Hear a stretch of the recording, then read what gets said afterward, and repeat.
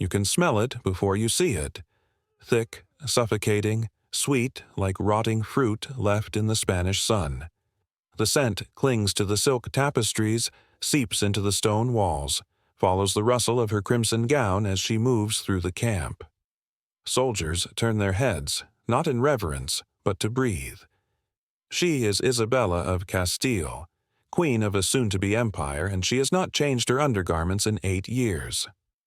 The physicians whisper, the servants draw lots, and somewhere beyond these canvas walls, the last Muslim fortress in Europe prepares for siege. You stand at the entrance to her tent, and you wonder, is this devotion or madness? And can anyone really tell the difference when the fate of a continent hangs in the balance? Before we dive deeper into this bizarre chapter of history, I'd love to know, where in the world are you watching from? It's honestly mind-blowing that a story about medieval hygiene and holy war can reach people across every continent. Drop your location in the comments. Now, let's be clear from the beginning. The story you're about to hear is almost certainly a lie, a fabrication spun decades after Isabella's death, designed to transform a ruthless conqueror into a saintly martyr. But here's the thing about myths. They survive because they reveal something true. And what this particular legend reveals about power, obsession, and the birth of the Spanish Empire is more disturbing than the smell of unwashed royal linen could ever be. The year is 1482. Spain doesn't exist yet, not really. The Iberian Peninsula is a fractured landscape of competing kingdoms, where Christian monarchs have spent 8 centuries trying to reclaim territory lost to Muslim conquest in 711.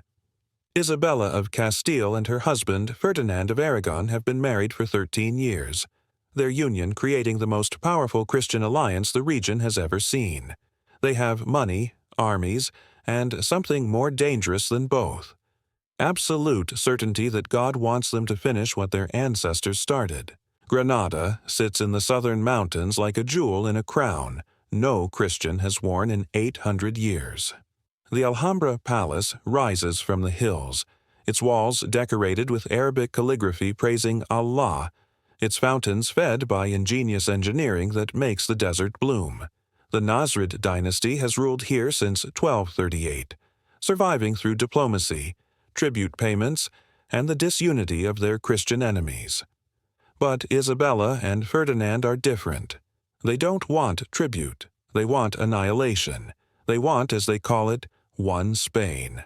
And according to the legend, Isabella wants it badly enough to make a vow that will become infamous across Europe. The story claims she gathered her commanders in the spring of 1482, placed her hand on a relic of the true cross, and spoke words that would make her undergarments legendary for all the wrong reasons. "I will not change this garment," she allegedly declared, "until Granada falls to the Christian crown. As Christ suffered for our sins, so shall I endure this small discomfort until his enemies are vanquished from Spain." The men, according to chroniclers writing 50 years later, stood in stunned silence. Then someone began to applaud.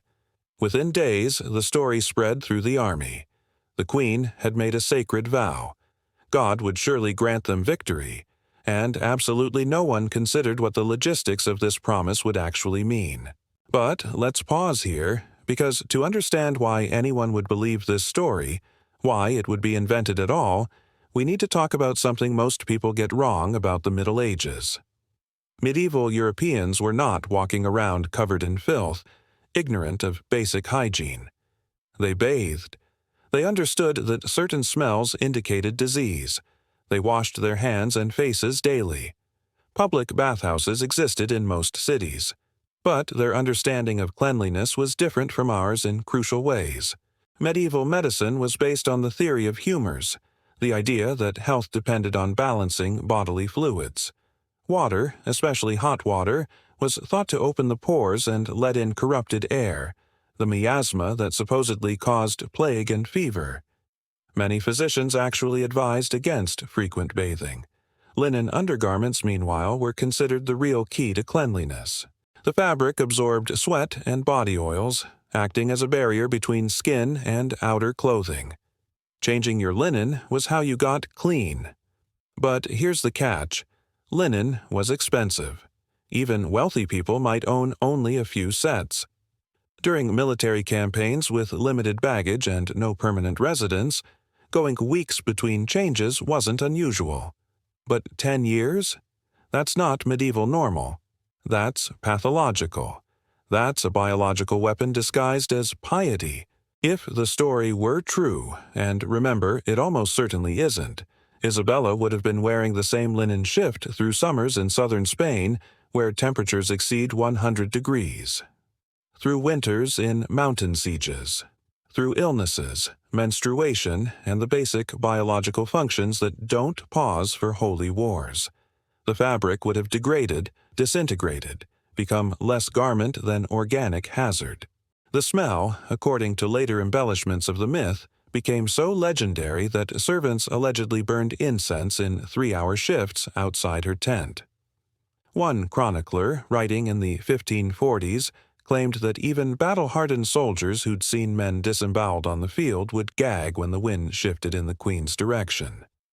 But while this disgusting legend was supposedly unfolding, something very real and very calculated was happening on the battlefield.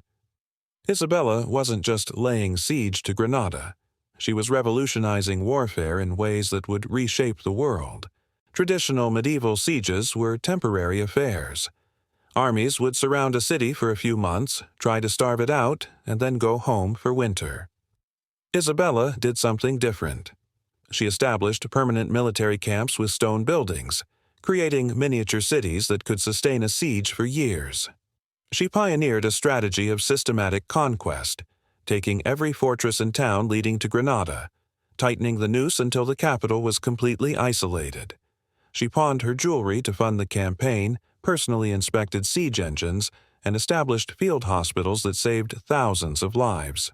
She also slept in military tents, rode alongside her generals, and made herself visible to the soldiers, a powerful symbol of royal commitment.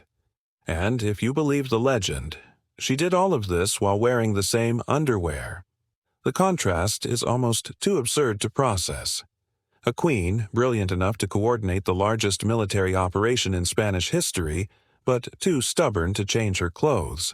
Ronda fell in 1485 after cutting off its water supply. Malaga in 1487, but only after a siege so brutal that defenders ate leather, cats, and finally each other. When the city surrendered, Isabella had the entire population, 11,000 people, sold into slavery. This was the other side of her devotion, the ruthless calculation hiding beneath the pious vow. Baza fell in 1489 through a combination of military pressure and bribery. By 1491, only Granada itself remained, surrounded, isolated, starving. And according to the myth, Isabella's undergarments were reaching critical mass. Later versions of the story claim that court physicians began warning of pestilence, that servants drew lots to avoid close attendance, that Isabella's tent had to be positioned downwind from the rest of the camp. One particularly colorful account suggests that the queen's confessor finally approached her, concerned that her vow might be causing more suffering to those around her than to herself, and was dismissed with a wave of her hand. "Do you think God's work smells of roses?" she allegedly replied.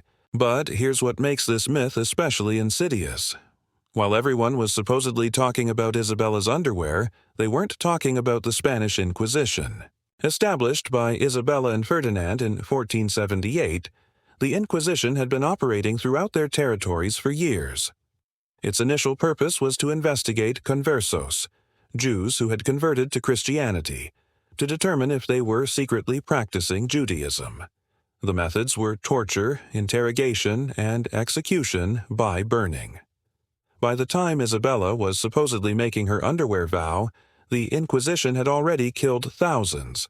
Auto da fe ceremonies, where heretics were burned alive, had become public spectacles. The first Grand Inquisitor, Tomás de Torquemada, was Isabella's personal confessor. The same religious fervor that allegedly kept her in the same linen for a decade was manifesting in systematic persecution. The irony is almost too perfect. Isabella was obsessed with purity, spiritual purity, religious purity, the purification of Spain from what she saw as contamination. And yet, if the story is true, she was literally cultivating a bacterial ecosystem in her most intimate garments. She wanted to cleanse Spain of Jews and Muslims, but couldn't cleanse herself. The symbolism is so heavy-handed that it almost proves the story must be a myth. Real history is rarely this poetically ironic. January 2nd, 1492. After nearly 10 years of war, after 77,000 Christian casualties, after spending more gold than the entire Spanish treasury could hold, the gates of Granada finally opened. The last Nasrid Sultan, Muhammad Thotin, called Boabdil by Christians, rode out to surrender the keys of the Alhambra. He was crying. His mother, according to legend, told him, "Weep like a woman for what you could not defend like a man." Isabella and Ferdinand entered the city in triumph. Banners bearing the cross replaced the crescent moon. Bells rang where the call to prayer had echoed for centuries.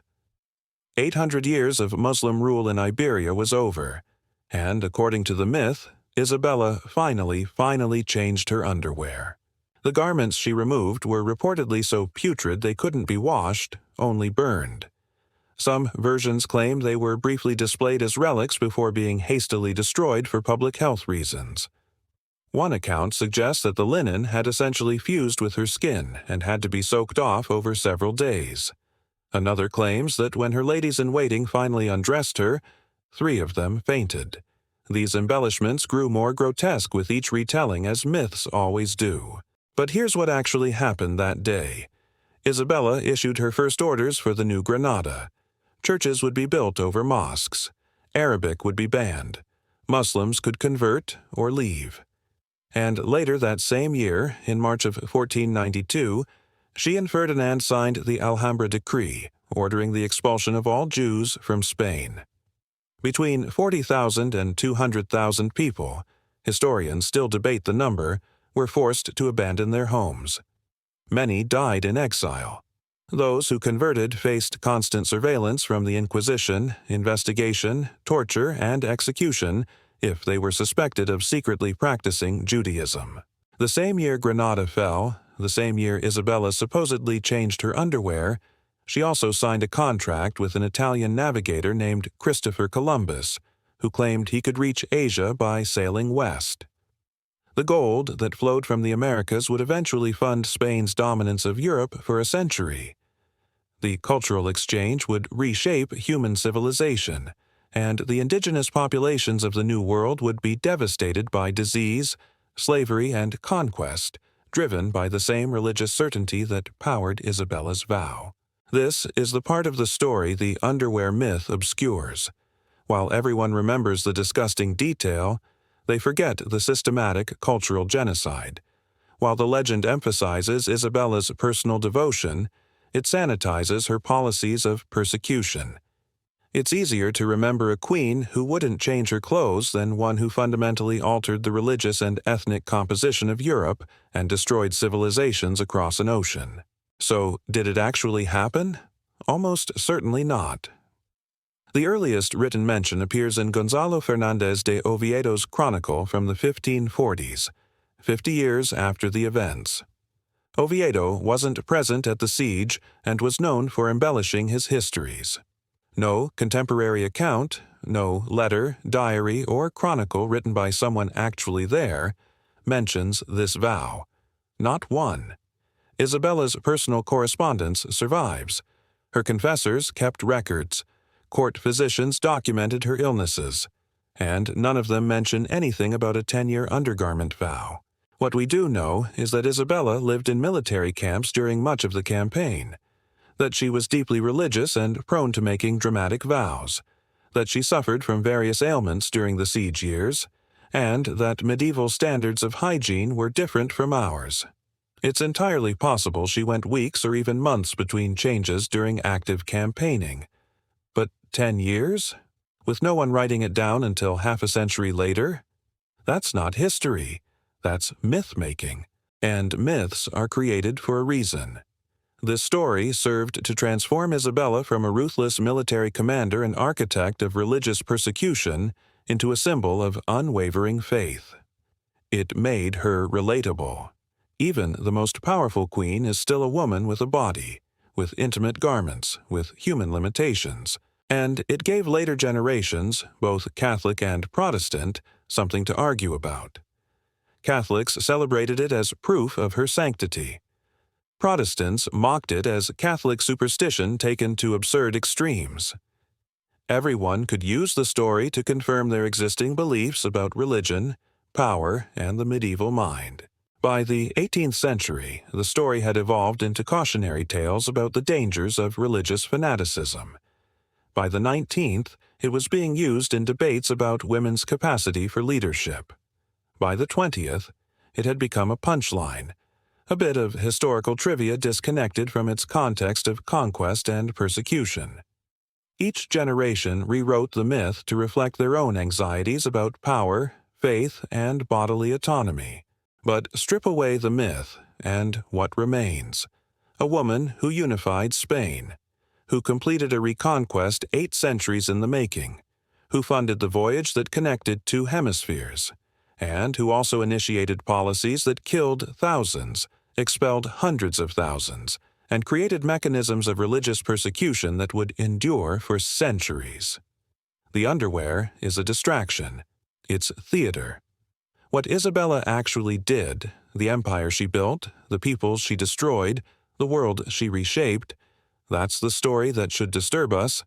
That's the smell we should still be trying to wash away. In the Alhambra today, tourists walk through rooms where Isabella first slept after the conquest. They photograph the Arabic calligraphy she allowed to remain. Not understanding it, praised a god she considered her enemy. They visit the chapel where she's buried, her tomb marked with the symbols of Christian triumph. And somewhere in the archives, letters survive in her own hand, detailing military strategy, Inquisition policies, and the expansion of empire. Not one of them mentions her underwear. Not once. Because whether or not she changed her clothes, she knew exactly what she was doing. She knew the smell of burning flesh from auto-da-fe ceremonies. She knew the sound of families being torn apart at the docks as Jews fled Spain. She knew the weight of the gold her policies would extract from the Americas. She knew, and she did it anyway. That's the real story. Not a queen too devoted to change her underwear, but a queen too certain to change her mind. And 500 years later, we're still living in the world her certainty created, still trying to air out rooms that have held the smell of conquest for far too long.